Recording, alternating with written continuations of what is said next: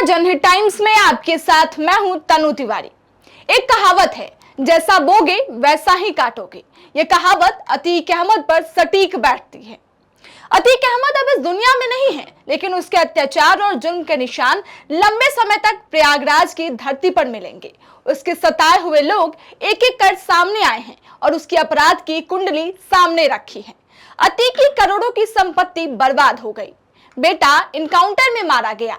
बीबी छिपते फिर रही है। न आखिरी बार बेटे को छाती से लगा सकी, न शौहर की लाश पर सर पटक सकी। घर परिवार सब उजड़ गया।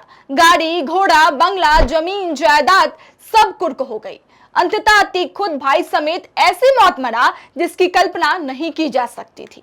आखिर क्या मिला? दूसरों का हक मारकर इतनी दौलत इकट्ठा करके अतीक इतने सालों से इतने लोगों की आहे, विलाप, श्राप इकट्ठे कर रहे थे, और आज इन असहायों की हाय तुम्हें तुम्हारे पूरे पाप के साम्राज्य को खा गई। तुम सोचते थे तुम बाहुबली हो, तुम्हारा कौन कुछ बिगाड़ सकता है, और जब मरे भी तो हाथ में हथकड़ियां पड़ी थी। बेटा सुदूर पे खाक हुआ। उसके 24 घंटे के अंदर में ही अतीक और अहमद दोनों सुदूर पे खाक हो गए।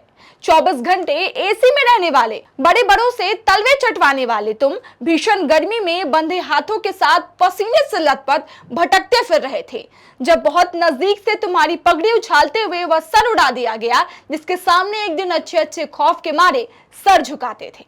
लग्जरी लाइफ, करोड़ों की प्रॉपर्टी और अंत छोटे मोटे गुंडों के हाथ। पुलिस के सामने बीच सड़क पर एक के बाद एक 18 गोलियां शरीर में उतार दोनों भाई अतीक और अशरफ को एक नई उम्र के 3 लड़कों ने मार गिराया, एकदम फिल्मी अंदाज में। इस हत्याकांड के बाद से web series Mirzapur social media पर ट्रेंड भी कर रही है। इस सीरीज में भी वर्चस्व को लेकर खून खराबा दिखाया गया था। ऐसी ही कहानी पिछले 52 दिनों में यूपी में चलती आ रही है, जो कि उमेश पाल के मर्डर से शुरू होती है और एक के बाद एक कई इनकाउंटर्स से होते हुए आगे बढ़ती है। लेकिन कहानी में ट्विस्ट उस समय आता है जब 5 बार के विधायक और 1 बार के सांसद रहे अतीक अहमद और उसके भाई अशरफ को पुलिस की सुरक्षा में मार दिया जाता है। इस हत्याकांड की चर्चा यूपी ही नहीं बल्कि देश के कोने कोने में हो रही है। कुछ लोग खुशी जता रहे हैं कि बाबा के राज में गुंडाई नहीं चलेगी और जो भी पुलिस को चैलेंज करने की कोशिश करेगा वह मारा जाएगा। कुछ लोगों को लग रहा है कि अब प्रयागराज में शांति होगी और जबरन वसूली, जमीनों पर कब्जा नहीं होगा। यह उसी तरह के ख्याल है जो कि सिर्फ एक ही पहलू को ध्यान में रखकर सोचे जाते हैं। प्रयागराज में कुछ नहीं बदलेगा। हालांकि पुलिस कस्टडी में किसी का भी मारा जाना कानून व्यवस्था पर भी एक सवाल है। भारत में न्याय प्रक्रिया है और उसका पालन किया जाना चाहिए। अतीक लाख अपराधी था, खौफ का दूसरा नाम अशरफ था। वही सत्याकांड के बाद से एक महिला की खूब चर्चा हो रही है जिसने अतीक के आतंक के सामने कभी घुटने नहीं टेके। इन्हीं में से एक है धूमनगंज की सूरजकली, जिन्होंने इस बाहुबली के आगे कभी घुटने नहीं टेके। वह उससे लड़ती रही। आरोप है कि झलवा में सूरजकली के 12 बीघा जमीन हड़पने के लिए अतीक ने उसके पति को गायब करवा दिया। सूरजकली अब सामने आई हैं और उन्होंने बताया कि कैसे अतीक ने सत्ता और ताकत के जोर पर उनकी जमीन हड़प ली। सूरजकली का आरोप है कि अतीक ने उन पर हमले कराए। एक हमले में उनकी पीठ पर कई गोलियां लगी। मीडिया रिपोर्ट के मुताबिक सूरजकली बताती हैं कि उनकी जमीन पर अतीक की नजर पड़ गई थी। उन्होंने बताया, एक बार अतीक ने मुझे बुलाया और कहा कि मेरे आदमी तुम्हें बुलाते हैं, फिर भी तुम नहीं आती हो। जिस तरह से मुर्गियों को जब्बे किया जाता है उसी तरह तुम्हें भी जब्बे कर देंगे। फिर उसने सादे कागज पर मेरे अंगूठे का निशान ले लिया। मैं डर गई, मेरे 6 बच्चे हैं, बच्चों को नुकसान न पहुंचे यह सोचकर मैंने सादे कागज पर अंगूठा लगा दिया। सूरजकली ने आगे बताया कि जमीन की यह लड़ाई 1989 से लड़ रही है, लेकिन बाद की सरकारों बसपा और सपा में उनकी ना तो सुनी गई और ना ही उन्हें न्याय मिला।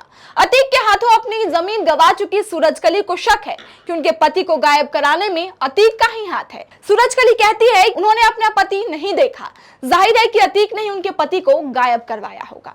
वहीं सूरजकली बताती है कि पति के गायब होने के बाद वह धूमनगंज थाने पहुंची तो पुलिस ने उनकी मदद नहीं की। अतीक धीरे धीरे ताकतवर होता गया। पहले विधायक और बाद में सांसद बनने के बाद उसे सत्ता का भी संरक्षण मिलने लगा। प्रयागराज में अतीक का खौफ बरसता चला गया।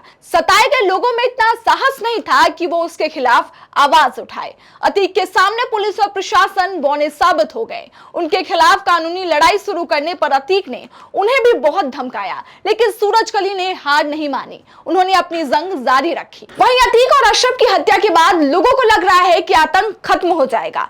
आपको यह कतई नहीं भूलना चाहिए कि अतीक के 4 बेटे अभी जेल में बंद है, जिसके खून में ही क्राइम है। वो बाप और भाई के मारे जाने के बाद एकदम शांत कैसे हो जाएगा? इसके 2 लड़के जेल में हैं और 2 बाल सुधार गृह में हैं। इनके सामने भी जुल्म का रास्ता खुला है। शाइस्ता भी अभी फरार है और जिस तरह से इस कांड में बार बार उसका नाम आया है, वो भी अतीक के माफिया राज को कायम रख सकती है।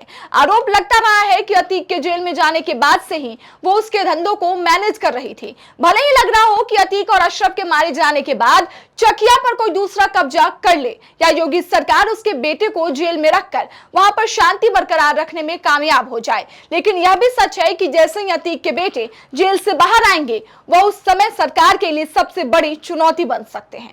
इस खबर पे आपकी क्या राय है? आप हमें कमेंट करके जरूर बता सकते हैं। और देश और दुनिया की तमाम खबरों के लिए आप देखते रहे जनहित टाइम्स। धन्यवाद।